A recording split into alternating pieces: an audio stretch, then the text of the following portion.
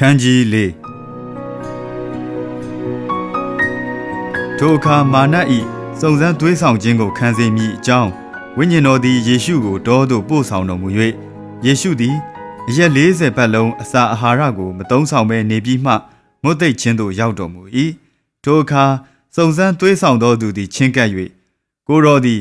ဖျားသခင်၏သားတော်မှန်လျင်ဤကြောက်ခဲတို့ကိုမုတ်ဖြစ်စေခြင်းဟာအမိန့်ရှိတော်မူပါဟုလျှောက်လေ၏ယေရှုကလည်းလူသည်မုတ်အားဖြင့်သာအသက်ကိုမွေးရမည်မဟုတ်ဖျားသခင်မိန့်တော်မူသမျှအားဖြင့်အသက်ကိုမွေးရမည်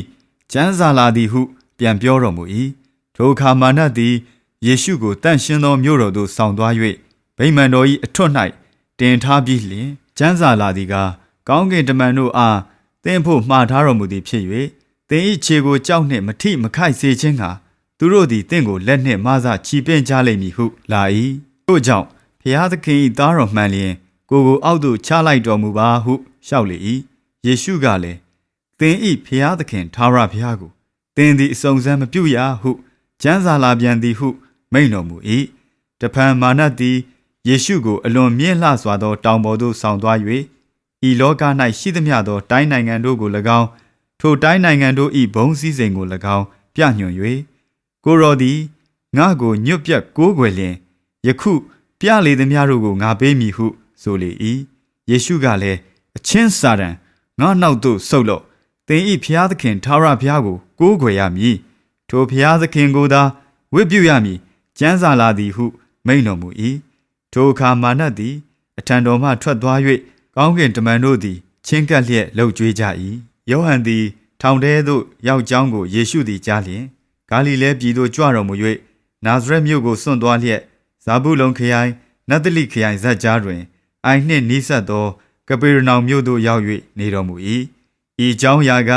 ပရောဖက်ဟေရှာယ၏နှုတ်ထွက်ပြည့်စုံမည်အကြောင်းတည်းနှုတ်ထွက်အချက်ဟူမူကားဇာဗုလုန်ခရိုင်နှင့်နဿလိခရိုင်တည်းဟူသောအိုင်နာလျှောက်သောလမ်းယော်ဒန်မြစ်တစ်ဖက်တပါးမျိုးသားနေရာဂါလိလဲပြည်မှောင်မိုက်ထဲမှရှိနေသောလူများတို့သည်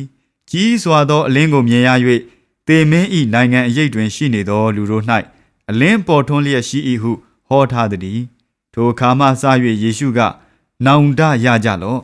ကောင်းကင်နိုင်ငံတော်သည်တီလူနီးပြီဟုသောတရားကိုဟောစာပြုတော်မူ၏ဂါလိလဲအိုင်နာမှကြွတော်မူစဉ်ပေတရုဟူ၍ခေါ်ဝေါ်သောရှိမုန်နှင့်အန်ဒရေ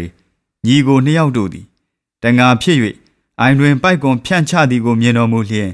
ထိုသူတို့အားငါနောက်သို့လိုက်ကြလော့သင်တို့သည်လူကိုမျှားသောတငါဖြစ်စေခြင်းကငါပြုမည်ဟုအမိန့်တော်ရှိလေသောထိုသူတို့သည်ချက်ချင်းပိုက်ကွန်ကိုစွန့်ပစ်၍နောက်တော်သို့လိုက်ကြ၏ထိုမှလွန်ပြန်လျင်အခြားသောညီကိုနှစ်ယောက်ဇေဘေဒဲဤသားယာကုပ်နှင့်ယောဟန်တို့သည်သူတို့အဘနှင့်အတူလှေပေါ်မှပိုက်ကွန်ပြင်းနေသည်ကိုမြင်၍ခေါ်တော်မူ၏ထိုသူတို့သည်လည်းချက်ချင်းအဘနှင့်လှေကိုစွန့်ပစ်၍နောက်တော်သို့လိုက်ကြ၏ယေရှုသည်တရားစရပ်တို့၌ဆုံးမဩဝါဒပေးလျက်နိုင်ငံတော်နှင့်ရှင်သောဧဝံဂေလိတရားကိုဟောလျက်လူတို့တွင်အနာရောဂါအမျိုးမျိုးတို့ကိုငြိမ်းစေလျက်ဂါလိလဲပြည်တစ်ပြည်လုံးကိုဒေသစာရီလှည့်လည်တော်မူ၏တရင်တော်သည်လည်းရှုရိပြည်၌အနှံ့ပြကြော်စောသည်ဖြစ်၍နတ်ဝင်သောသူဝက်ယူဆွဲသောသူလက်ချေသေးသောသူမှစသောအထူးထူးပြားပြားသောအနာရောဂါဆွဲ၍မကြမ်းမမာသောသူရှိသမျှတို့ကိုအထံတော်သို့ဆောင်ခဲ့ကြ၍သူတို့၏အနာရောဂါကိုငြိမ်းစေတော်မူ၏ဂါလိလဲပြည်ဒေကပေါလိပြည်ယေရုရှလင်မြို့မှစသောယူဒပြည်ယော်ဒန်မြစ်တစ်ဖက်မှလာသောလူများအပေါင်းတို့သည်နောက်တော်သို့လိုက်ကြ၏